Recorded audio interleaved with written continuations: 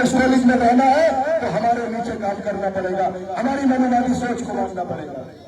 लेकिन फिर वो बड़ी बात आ गई, बाबा साहब ने कहा है कि शिक्षा शेरनी का वो दूध है जो पीता है वो दहाड़ता है।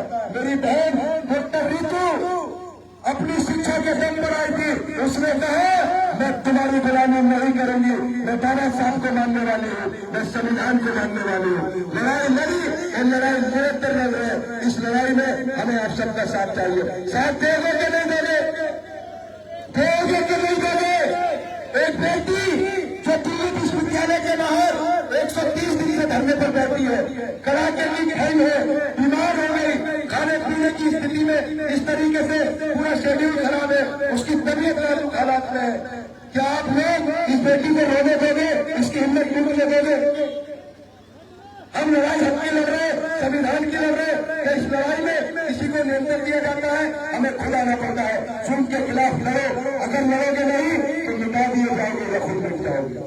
याद रखो ये बात, गलत की हमेशा मुखालिफत करो, और अगर हम सही है, हम सही बात पर लड़ रहे हैं तो जीत हमारी होगी। हमारी बहन डॉक्टर रीतू एक दलित समाज की चिंतक है। हमारा जो समाज पिछड़ गया है, हमारे समाज के नेताओं ने हमारा शोषण किया है।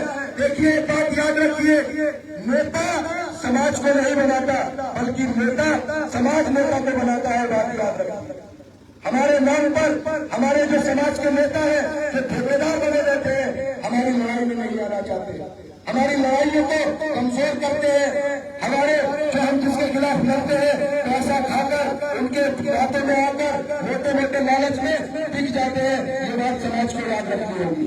अगर ऐसे ही चलता रहा, हमारे समाज की जो हक की लड़ाई लड़ रही है हमारी बहन डॉक्टर रीतू, अगर हमने इनका साथ नहीं दिया तो वो दिन दूर नहीं कि संविधान भी खत्म हो जाएगा और हमारा आरक्षण भी खत्म हो जाएगा। ये याद रखने का विषय है। देखिए मेहमान बहुत से हमारे राजस्थान से चलकर आए हैं। मैं चाहूंगा एक बार हमारे राजस्थान के मेहमानों भाइयों के लिए एक जोरदार तालियां हो जाए। देखिए ये होती है लड़ाई, हम अपने धर्म विस्तर नहीं छोड़ना चाह रहे और हमारे भाई जुल्म के खिलाफ इस लड़ाई में राजस्थान से चलकर हमारे बीच में। हमारी बहन रात दिन धरने पर बैठी है, इसलिए बैठी है ताकि देखिए इन्हें क्या जरूरत पड़ी थी, 1.5-2 लाख रुपए की तनख्वाह थी, ये चाहती है अभी चाटुकार बन जाती, इनकी सोच की गुलाम हो जाती। लेकिन इन्होंने अपने स्वाभिमान के लिए, अपने हक के लिए, अपने समाज के लिए, अपने लोगों के लिए उसको ठुकरा दिया, लात मार दिया। बोले कि मैं मुकाबला करने वाली हूँ, मैं बाबा साहब को मानने वाली हूँ, मैं डरने वाली नहीं हूँ। तो मेरे भाइयों मैं यही कहना चाहता हूँ, आपका ये प्यार रहा, अगले महीने के अंदर हम एक प्रोग्राम और करेंगे अंदर, तो हम चाहेंगे कि हमारा समाज जागरूक हो, हमारे जो अधिकार है उनके बारे में हमें मालूम हो। मैं एक बात के साथ अपनी बात को खत्म करूंगा कि दरिया तेरी खैर नहीं, दरिया तेरी खैर नहीं, बूंदों ने बगावत कर ली है, नादान समझ बुज़दिल इनको लहरों ने बगावत कर ली है। हम परवाने हैं मौत समा, मरने का किसको खौफ यहाँ, ये सरकार तुझे झुकना होगा, वो तूने बगावत कर ली है। बहुत बहुत शुक्रिया।